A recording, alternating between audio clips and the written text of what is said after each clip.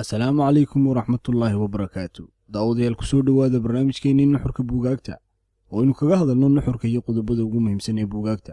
maanta waxaynu kusoo qaadan doonaa buug la yidhaahdo emotional intelligence, waxaana qoray qoro amerikaan oo la yidhaahdo daniel goleman.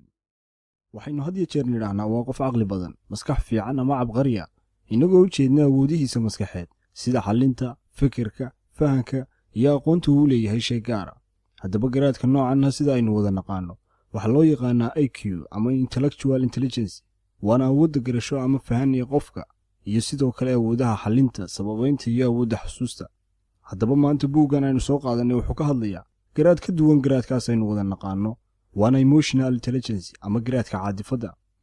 emotional intelligence waa awoodda uu qofku leeyahay inuu ku fahmo kuna maareeyo dareemadiisa iyo mashaacirtiisa iyo kuwa dadka kaleba, kuna abuuro xidhiidho wanaagsan oo guulaysta. waana mid ka mida garaadada ugu muhiimsan ee uu leeyahay bini'aadamku.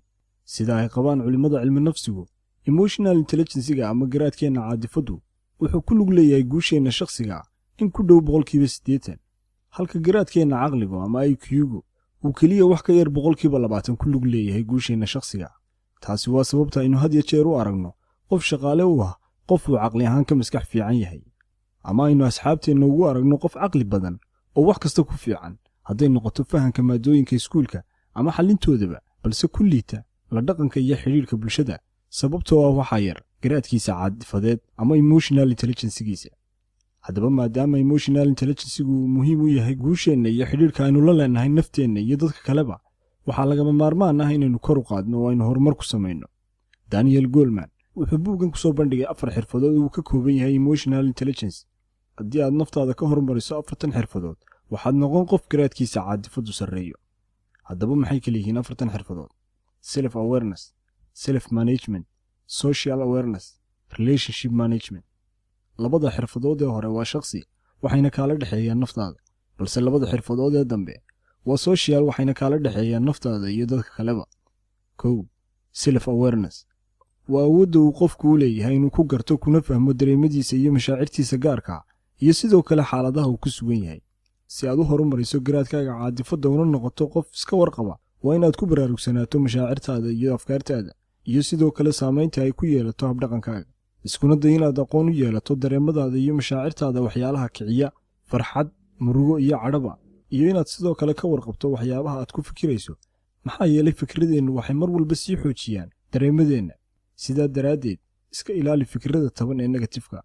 ogsoonuuna waxaad keliya oo dareemadaada iyo xaaladaha aad ku sugan tahay xakamayn kartaa markaaad ku baraarugsan tahay waxa aad dareemayso ama xaaladda aad ku sugan tahay. 2. self management waa awoodda uu qofku ugu maareeyo dareemadiisa iyo habdhaqankiisa qaab togan oo positive ah.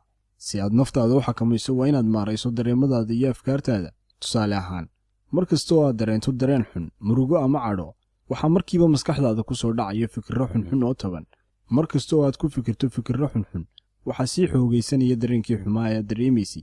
kadib dareenka iyo afkaartaas taban waxay saamayn ku yeelanayaan habdhaqankaaga aad kula dhaqmayso naftaada iyo dadka kaleba. haddaba si aanay taasi u dhicin, waa inaad ka warqabto dareemadaada iyo afkaartaada una maarayso qaab togan oo positive ah.